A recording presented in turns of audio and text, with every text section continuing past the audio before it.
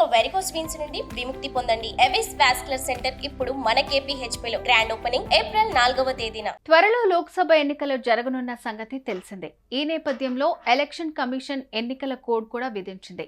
దీంతో పోలీసు వాహనాల తనిఖీలు చేపట్టారు. ఈ క్రమంలోనే భారీ మొత్తంలో డబ్బు పట్టుబడుతోంది. తాజాగా హైదరాబాద్ పోలీసుల తనిఖీల్లో భాగంగా ఏకంగా అక్షరాల 1,50,00,000 పట్టుబడ్డాయి. సరైన ఆధారాలు చూపించకపోవడంతో పోలీసులు ఆ డబ్బును స్వాధీనం చేసుకుని సీజ్ చేశారు. ఇంత భారీ మొత్తంలో నగదు దొరకడంతో సంచలనంగా మారుతోంది. ఈ డబ్బును ఎక్కడికి తీసుకెళ్తున్నారు? ఇంతకు ఆ డబ్బు ఎవరిది?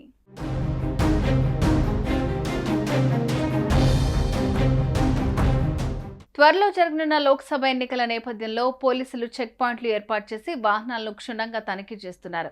ఈ తనిఖీల్లో భాగంగా భారీ మొత్తంలో డబ్బు దొరుకుతోంది. ఇప్పటికీ హైదరాబాద్ చాలా ప్రాంతాల్లో డబ్బు దొరకటం విశేషం.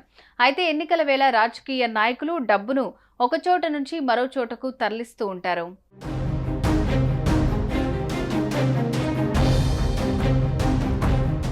ఈ క్రమంలోనే తాజాగా ఛత్రినాక పోలీస్ స్టేషన్ పరిధిలో పోలీసుల తనిఖీల్లో భారీ డబ్బు పట్టుబడింది.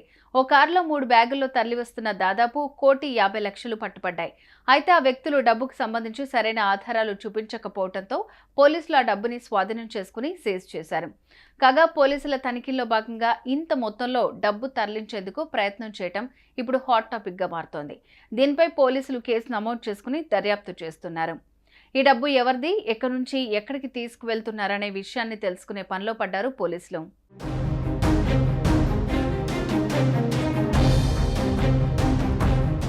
ఎన్నికల వేళ 1,50,00,000 దొరకడం అనేది ఇప్పుడు సంచలనంగా మారుతోంది. ఇంతకు ఈ డబ్బు ఎవరిది? ఏదైనా రాజకీయ పార్టీలకు చెందిన లీడర్లదా?